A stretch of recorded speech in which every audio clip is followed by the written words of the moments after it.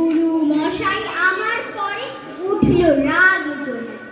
মাগো, তুমি 5 পয়সায় এবার রথের দিনে সেই যে রঙের পুতুলখানি আপনি দিলেন কিনে। খাতার নিচে ছিল ঢাকা, দেখালে এক ছেলে। গুরু মশাই রেগে মেগে ভেঙে দিলেন ফেলে।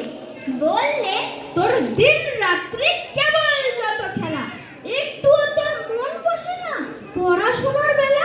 মাগো, আমি জানাই কাকে, ওর কি গুরু আছে? আমি যদি নালিশ করি এক্ষুনি তার কাছে। কোনো রকম খেলার পুতুল নেই কি না ওর ঘরে? সত্যি কি ওর একটুও মন নেই পুতুলের পরে?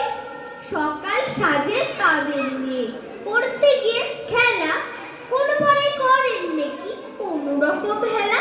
ওর যদি সেই পুতুল নিয়ে